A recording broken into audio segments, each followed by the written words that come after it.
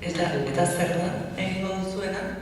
Esate badago zein den bide horria?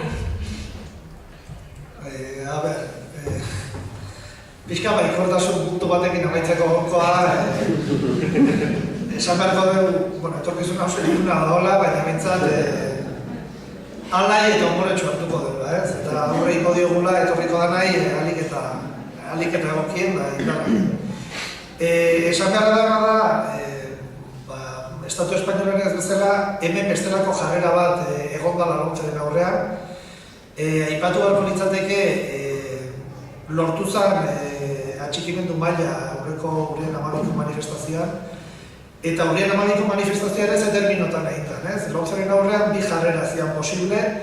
Jarrera defensibo bat, esango dukena, lomceri ez eta punto. Geldi gaitezen gauden bezala, nirgetzita gure como estoy, esaten dana. Edo jarrera ofensibo bat, lomceri ez, baina batzen, hortaz aparte egungo egoeratik, aurrera zerbait berria eraikitzea, gure nahia asereteko duen sistema baten bila. Hemen gauden hiru sindikatuak beste eragile batzuk behiaren bide horren alde egin gendu, bere garaien ekaineko ekaineko bilera baten konpromiso batzuk hartu genituen eragile guzti horiek sinatzaileak izan direnak. Beste gauzea batzuen artean, lomceren ez aplikazioari begira konpromiso hori hartuta dugu. Oain, ikasturte honetan zehar, buruari astindua eman barko diogu, zein eratako tresnak argidetu ditzazkegu bakoitzak bere esparruak, sindikatuak gurean hori ikastoren elkarteare badago sinatzaile bezala, hor badago ikasi, EU, NICE, ikasle bertzaleak, hor bado da imatenak gine, konpromiso horiek ere hartu dituztenak, eta hor denen artean adostu beharko dugu, edo bintzat topatzen saiatu beharko dugu, zer nolako tresnak edo martxan jarriko ditugu, edo zer nolako neurrik hartuko ditugu bide horretan. Orduan esan dako, ekainen erabaki horiek hartu genitu, ekainen bertan deialde egin du urrirako, eta bitarte horretan udarantzear patio pixkan goitun da. Aipatu da, Kristin Uriarteren sarrera legebiltzako legebiltzarrean. Hezkuntza sailean oso gazia izan zela, oso gazia izan zen. Madridea joan naiz negoziatzea, zure frenten jarriko dana gehien absoluto dauka, ez dauka zure beharrik, eta ez dizu ez zer emango. Bigarren mote baten uste errealitatearekin topo intzuela, behar ere, bestelako diskurso batekin hasi zan, aurre indarko zitzaiola, guzti hori legez dituzten eskumenen baitan eta bat.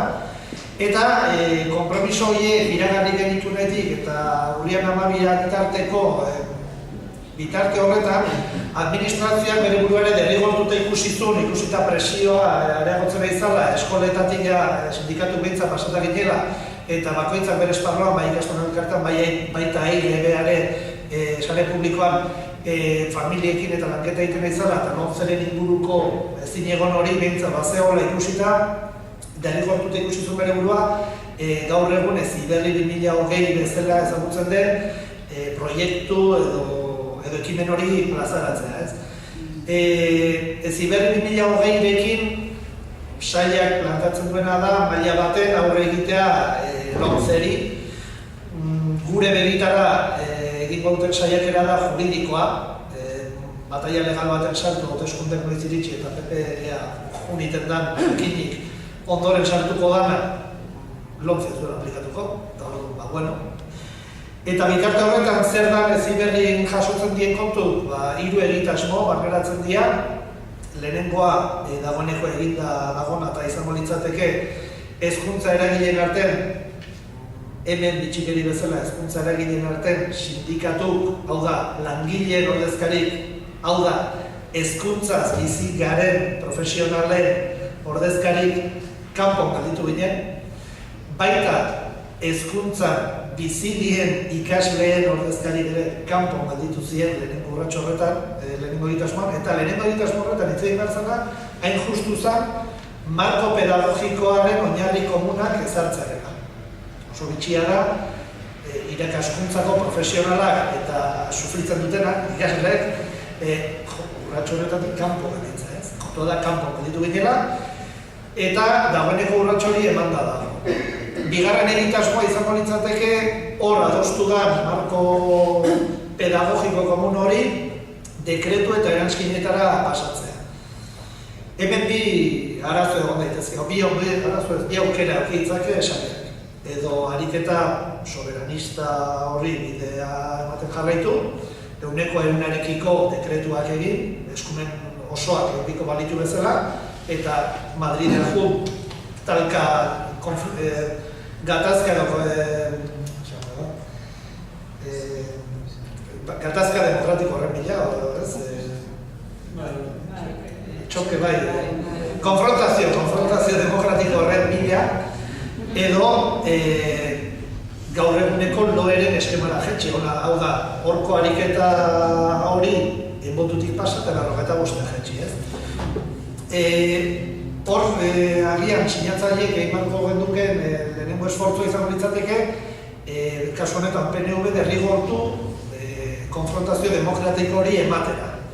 Gaur egun, eskuduntza falta horren isla, jendarteak ere ikustea, argazki baten, bere garaien, Ibarretxe juntzan bezala bere plantamendu horrekin eta Madridetik ezezkoarekin etorri izan moduan, orain ere, nik uste beharko litzatekela zertifikado de función edo ematea gaur eguneko hezkuntza sistemari, ez? Dagoeneko bereak emanda du, horrekin ez dut esan nahi, gehiz egiten nahi garela gauzak, oso bestela, gauza oso positibok egiten nahi direa ditugun eskumen urri horiekin, baina ikusten deuna da, gure kaiolak berea eman duela, ez da haratago jun bat duela. Orduan, hori bigarren egitasmoa, hor jasartuko behinateke sindikatu eta ikaslek, eta hirugarren egitasmoa izango zen hezkuntza lege propio baten bila joatea. Hirugarren egitasmoanek ez dauka datarik.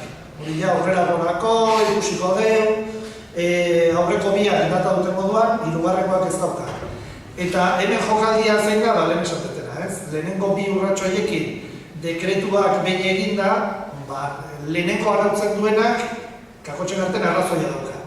Orduan, izango zen dekretuak atera, lomce etorri, eta bataia juridiko, konstituzionalidadea, inkonstituzionalidadea, joko horretan sartu, baiez, hauteskundek etorri eta hauek jongo ziren, ez?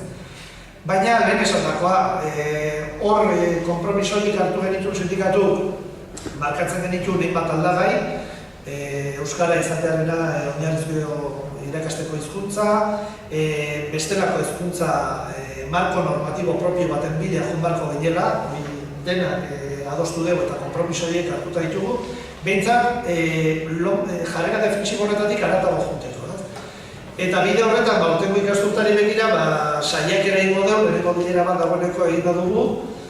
Ez da oraindik ezer garbi atera, baina bigarrengo bote baterako datorren astean edo zerbait zehaztuago aterako da.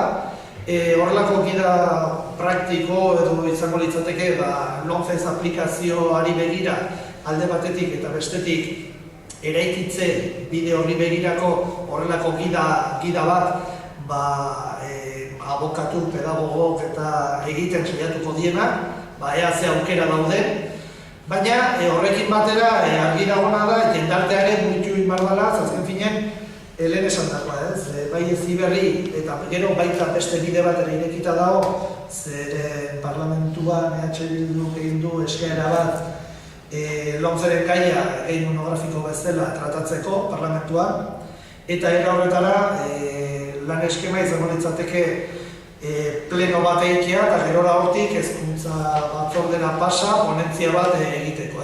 Ponentzia horren garapenean sindikatuk hezkuntza eragileek eta pasako ginateke hezkuntza batzorde horretatik bakoitzak bere posizioak eta argudiatzera, maila horretan.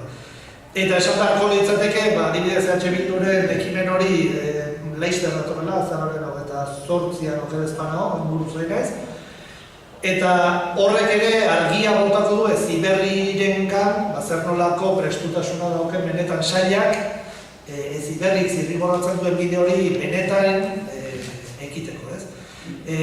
Uko egingo balio ponentzia bat egiteari automatikoki bigarren Heziberriren proiektua eduki zera bat ustuta geldituko litzateke, ze hor argazkian aterako litzateke PNV-k ez daukala inolako beharrik hezkuntza lege sistema propio batetaz hitz egiten hasteko, eta aldiz bide ematen baldin badio, eragileei eta bide ematen zaigu ere maila baten presionatzen jarraitzeko, eta azken finean hemen gatazka dago lema zeinek nora eraman, ez? Nik uste gatazka gehientzuna hori horre eraukiko dugula, ez? Jendartean gaitasuna dugun lema hori egoera hau gainditze aldera kokatzen, gainditzen diren kokatzen. Ez horren beste egoten, Madridei begira, ze legekin etorriko edo ze hezkuntza sistema ezarri.